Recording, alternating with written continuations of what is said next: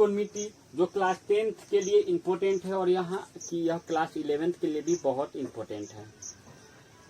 तो आज हम देखेंगे त्रिकोणमिति के कुछ बातों का अध्ययन करेंगे। तो यह क्लास 10th और 11th के लिए दोनों के लिए महत्वपूर्ण है। वर्ग 10th और 11th के स्टूडेंट के लिए बहुत ही ज़्यादा महत्वपूर्ण है एक्सरसाइज चैप्टर। तो यहाँ पे आगे बढ़ने से पहले एक आपसे रिक्वेस्ट है कि इस चैनल को लाइक, सब्सक्राइब और शेयर जरूर करें। चलते हैं आगे हम लोग। देखिए त्रिकोणमिति, त्रिगोनोमिति कहते हैं, ऐसे इसको हिंदी में त्रिकोणमिति कहते हैं, राइट। त्रिकोणमिति का जो कैसे बना उसको हम लोग आपको बताते हैं। त्रि माने 3 माने 3 होता है, गोनो माने एंगल माने कोण होता है, मीट्री माने मेजरमेंट होता है। मीट्री माने क्या होता है? मेजरमेंट, इसका हिंदी माप होता है। इसको हिंदी में देखे तो त्रि देखिएगा, त्रिकोणमिति। त्रि माने 3, कोण माने कोण, मिति माने मापन, यानी 3 कोणों का जो माप होता है वह त्रिकोणमिति कहलाता है। 3 कोणों से बना एक समूह माप जो होता है 3 कोणों से, तो इसका हम डिफिनीशन देख लेते हैं। कहता है कि गणित की वह शाखा जिसमें हम त्रिभुज के तीनों कोणों की माप एवं अन्य बातों का अध्ययन करते हैं त्रिकोणमिति कहलाता है। यानी कि गणित की वह शाखा जिसमें हम त्रिभुज के तीनों कोणों का माप यानी मेजरमेंट और उसके कोण यानी कि एंगल का अध्ययन जब करते हैं हम, तो उसको क्या कहते हैं? त्रिकोणमिति कहलाता है। नोट देखिए, समकोण के सामने की भुजा हमेशा कर्ण होता है। याद रखना है कि समकोण के सामने की भुजा हमेशा क्या होता है? कर्ण होता है। जिस कोण पर विचार किया जाए वह न्यून कोण कहलाता है और न्यून कोण के सामने की भुजा को लंब कहा जाता है। आ गया समझ में? अब देखिए, लंब को इंग्लिश में परपेंडिकुलर कहा जाता है। लंब को इंग्लिश में क्या कहा जाता है? परपेंडिकुलर कहा जाता है। कर्ण को इंग्लिश में हाइपोटेनस कहा जाता है और आधार को इंग्लिश में बेस कहा जाता है। आधार को बी से सूचित किया जाता है, कर्ण को एच से डिनोट किया जाता है और लंब को पी से डिनोट किया जाता है।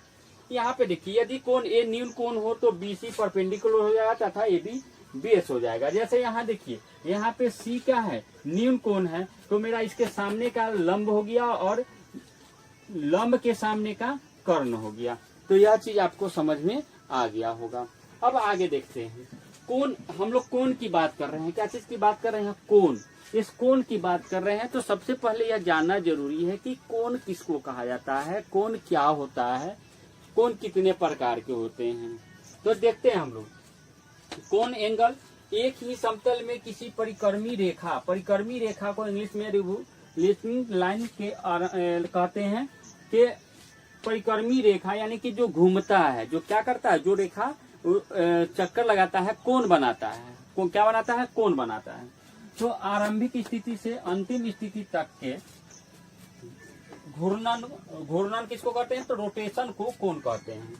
जैसे कि कोई चीज है, यहाँ से स्टार्ट हुआ और यहाँ तक गया, फिर आया, फिर गया, तो यह क्या किया? घूर्णन गति इसको कहते हैं। किस गति कहते हैं? फिजिक्स में हम लोग पढ़े होंगे कि डोलनी गति, घूर्णन गति। तो घूर्णन गति क्या होता है? जो घुमावदार होता है। जैसे घड़ी की सुई क्या हो गई? घूर्णन गति हो गई। ये फिजिक्स में हम लोग पढ़े थे, है ना। और डोलनी गति जो डोलता है एक बिंदु से आके दूसरे बिंदु तक, दूसरे बिंदु से, जैसे हम लोग घर में जो घड़ी लगाते हैं डोलने वाला, है ना, वही उसी क्या कहते हैं? डोलनी गति कहते हैं। तो यहाँ पे घूर्णन गति जो घूमता है, तो यहाँ पे उसी को हम लोग क्या कहते हैं? जो घूमने से क्या बनाया? एक एंगल बनाया, एक कोण बनाया, उसी को हम लोग क्या कहते हैं? कोण कहते हैं। जो घूमा, जितना घूमा उसी को हम क्या कहते हैं? कोण कहते हैं। यह चीज आ गया समझ में। नोट क्या कहता है कि कोण 2 तरह से बनते हैं, धनात्मक और ऋणात्मक कोण। कोण 2 तरह से बनते हैं, एक धनात्मक और एक ऋणात्मक, राइट। एक धनात्मक और एक ऋणात्मक। यदि घूमने वाले किरण परिभ्रमण रेखा वामावर्त दिशा में घूमती है तो धनात्मक कोण तथा दक्षिणावर्त दिशा में घूमती है तो ऋणात्मक कोण। अब एक हम यहाँ घड़ी बना रहे हैं। क्या बना रहे हैं? घड़ी बना रहे हैं, हो गया। एक हम एक घड़ी बना रहे हैं। तो देखिए, घड़ी की जो सुई है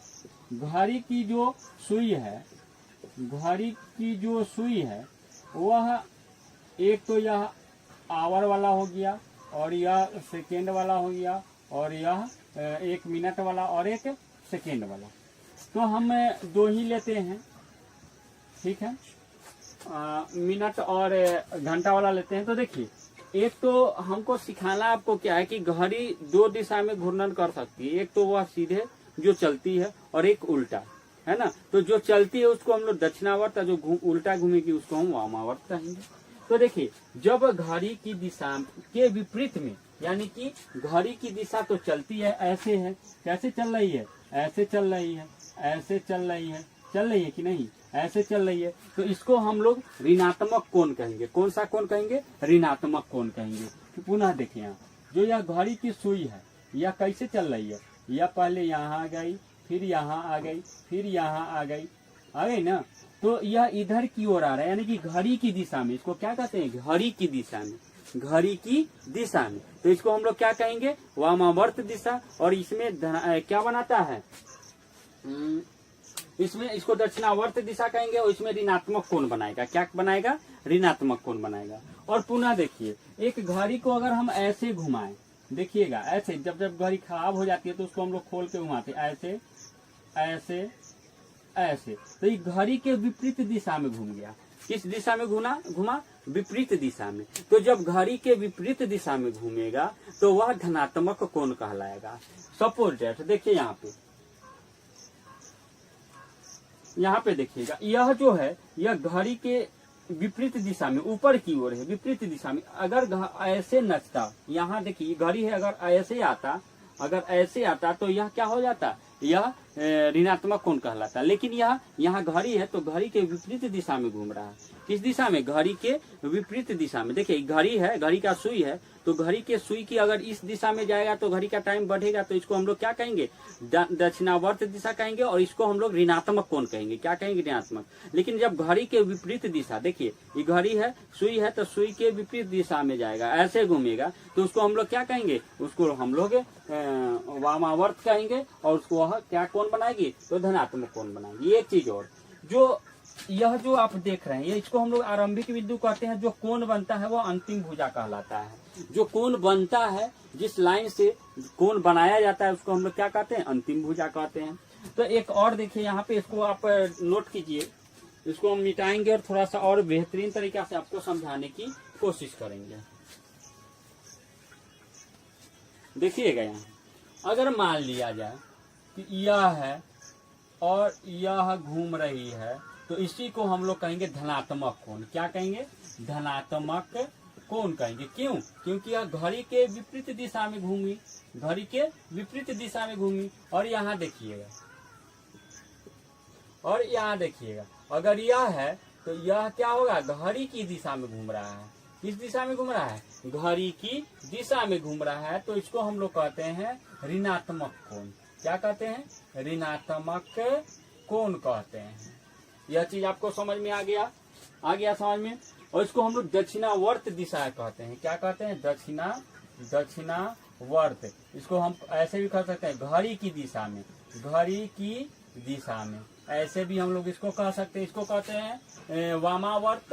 और इसको कह सकते हैं घड़ी के विपरीत दिशा में, घड़ी, देखिएगा थोड़ा यहाँ पर, घड़ी के विपरीत दिशा में। तो यह चीज आपको समझ में आ गया कि कोण कैसे बनता है, धनात्मक कब होता है, ऋणात्मक कौन होता है। अब एक चीज और देखिए, अगर यह है, अब इसमें आपको बताना है कि अंतिम भुजा कौन है और आरंभिक भुजा कौन है। तो हमेशा याद रखिए, कोण ऐसे बना और यहाँ तक आया तो इसको हम लोग अंतिम भुजा कहेंगे। क्या कहेंगे? अंतिम भुजा कहेंगे। आ गया समझ में? इसको हम लोग अंतिम भुजा कहेंगे और इसको हम लोग आरंभिक भुजा कहेंगे। तो यह चीज आपको समझ में आ गया होगा। तो उम्मीद करते हैं कि यह चीज आपको बेहतरीन तरीका से समझ में आया होगा। इसके बाद हम देखेंगे कि कैसे हम लोग कोण को लिखते हैं, व्यक्त कैसे करते हैं, कैसे हम लोग यहाँ पे दिखाते हैं, कोण में क्या क्या होता है। तो कोण के कुछ फॉर्मूलेज हैं, त्रिकोणमिति का जो 6 निष्पत्तियां हैं उनका अनुपात बताएंगे। तो आज के लिए इतना ही, लेकिन जाते जाते एक आपसे रिक्वेस्ट करता हूं कि प्लीज इस चैनल को लाइक, सब्सक्राइब और शेयर जरूर कीजिए। तो आज के लिए इतना ही। आपने मेरा वीडियो देखा, इसके लिए आपको बहुत बहुत धन्यवाद।